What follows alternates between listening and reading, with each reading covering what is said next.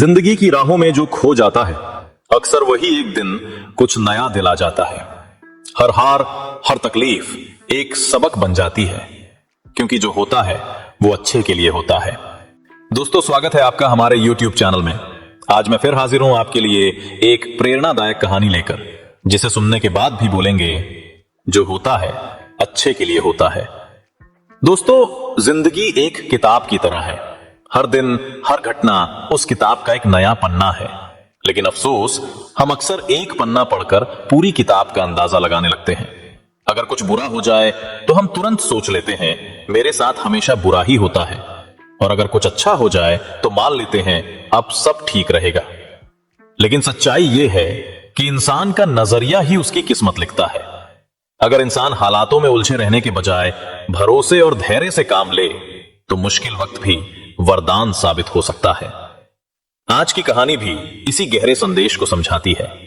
एक किसान और उसके घोड़े की कहानी, जिसने पूरे गांव को यह सिखा दिया कि जो होता है अच्छे के लिए होता है। बहुत समय पहले एक छोटे से गांव में एक किसान अपने बेटे के साथ रहता था।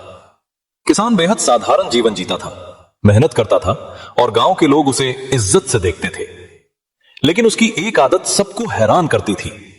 चाहे उसके साथ कुछ भी हो, अच्छा या बुरा, वो हर बार सिर्फ एक ही वाक्य कहता, जो होता है अच्छे के लिए होता है, मुझे ईश्वर पर भरोसा है। किसान के पास एक घोड़ा था। वो घोड़ा उसके लिए सिर्फ जानवर नहीं था, बल्कि परिवार का हिस्सा था। उसका बेटा अक्सर उस घोड़े के साथ खेलता, उसकी देखभाल करता और किसान उसे अपने सुख दुख का साथी मानता। लेकिन एक दिन अचानक वो घोड़ा कहीं गायब हो गया।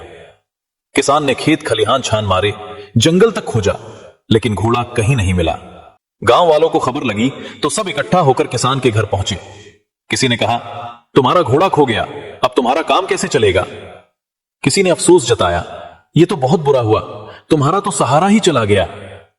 और कुछ तो सीधे कहने लगे, तुम बहुत बदकिस्मत हो। अब सोचिए दोस्तों, अगर आप उस किसान की जगह होते तो क्या महसूस करते? शायद गुस्सा आता, दुख होता, शिकायत करते। लेकिन किसान ने मुस्कुराकर कहा, भले ही मेरा घोड़ा खो गया है, लेकिन जो होता है अच्छे के लिए होता है, मुझे ईश्वर पर भरोसा है। गांव वाले एक दूसरे का मुंह देखने लगे। उन्हें उसकी बात समझ नहीं आई और सब अपने अपने घर लौट गए। कुछ महीनों बाद अचानक वो घोड़ा वापस आ गया, लेकिन अकेला नहीं लौटा, अपने साथ कई जंगली घोड़े भी ले आया। अब किसान के पास सिर्फ एक नहीं, बल्कि पूरा झुंड था। गांव वाले फिर दौड़ कर आए और इस बार उत्साह से बोले, देखा, तुम्हारा घोड़ा खो जाना अच्छा ही था, अब तुम्हारे पास इतने सारे घोड़े हैं, तुम्हारी किस्मत तो चमक गई। लेकिन किसान ने फिर वही कहा, हो सकता है तुम्हें यह अच्छा लगे, लेकिन मैं कहूंगा जो होता है अच्छे के लिए होता है, मुझे ईश्वर पर भरोसा है। गांव वाले फिर से हैरान रह गए। उन्हें लगा यह आदमी या तो बहुत समझदार है या फिर बिल्कुल पागल। कुछ समय बीता। किसान का बेटा रोज उन घोड़ों की देखभाल करता और घुड़सवारी सीखने लगा।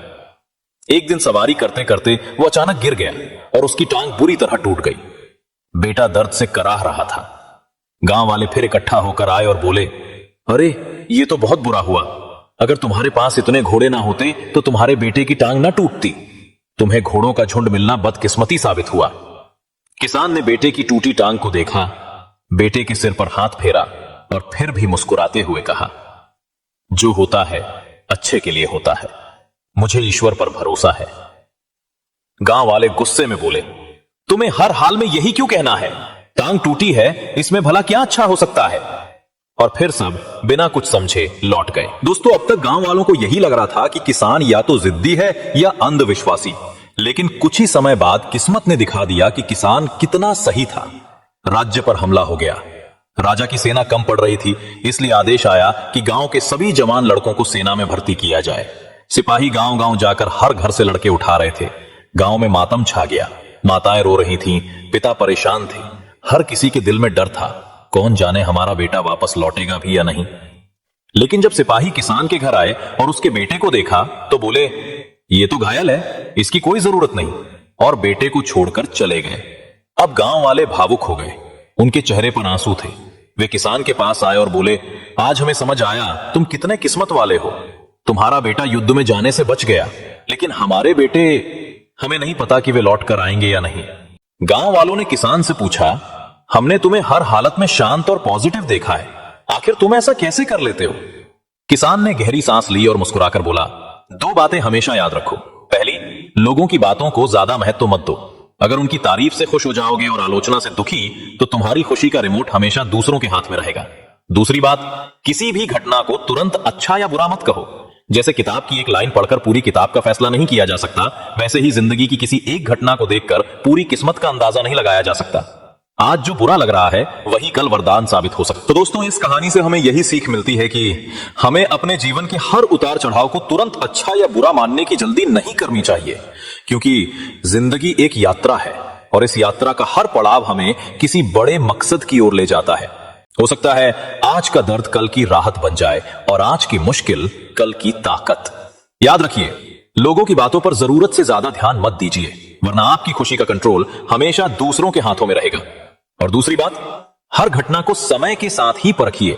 जैसे एक बीज तुरंत फल नहीं देता, उसी तरह हर अनुभव भी अपने सही समय पर ही फल दिखाता है। अगर आपको यह कहानी प्रेरणादायक लगी हो तो इसे अपने दोस्तों और परिवार वालों के साथ जरूर शेयर कीजिए। क्या पता आपकी वजह से किसी को उम्मीद मिल जाए, किसी के चेहरे पर मुस्कान लौट आए या कोई हार मान चुका इंसान फिर से हिम्मत जुटा ले।